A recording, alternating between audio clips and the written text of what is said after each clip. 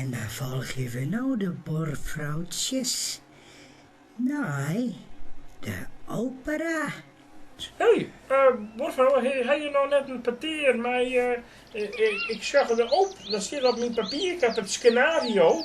Op het scenario staat Karl-Heinz Rausgift, dat is een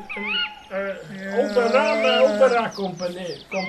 Oh, verschrikkelijk. Ik hoor net van de opera. En ik was een Pino holen. Had er net nog niet meer een slokje Berenburg, Borvrouw. Ja, nou even zeggen. Hij had een experimentele opera geschreven. Nou, hij wel. Ik net. Oh, dat is hij, Borvrouw. Nou, vrees je Ja, ook de Surgumsteen in de dun. Ja. Hallo. Kom dan maar. Ja, ik ben boervrouw van Omroep Friesland. Borvrouw. Maar je kan wel Fries verstaan? Ik heb het zelfs geleerd in de kriektijd. Dan was ik... Je bent geen onderdoeker zeker? Nee, ik was hier... Meer een SS-man zit achter. Ik ben geboren als NS-baby. Ja, NS-baby. Nationaal Socialistische baby, baba, boela. Maar je bent nog wel een beetje wat bijgeleerd van het. En ben je net altijd lekker goed, hè, die alienaties. Nee, dat ben je net zo best, hè. Nee, maar wat heel bekend is een nasi geuring. Ja, ik vind Bami lekker. Bami. Maar ja, jouw woordvrouw, en ik ben echt een opera-muzikant. Ja, ik moet eens even vragen, joh, je opera.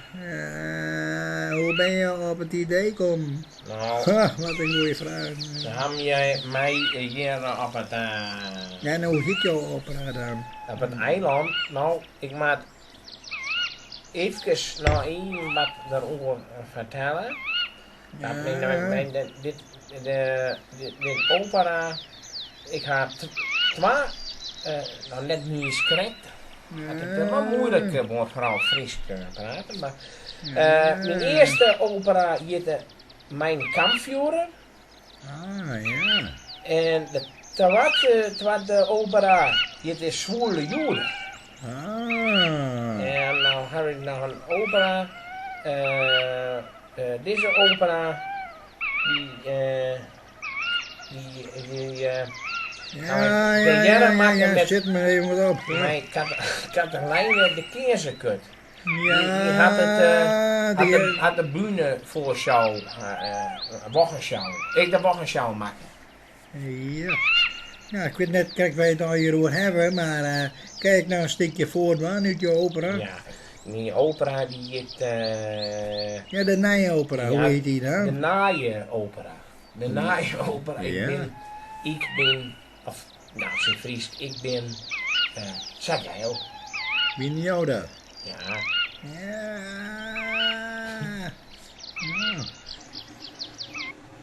En hier hebben we nou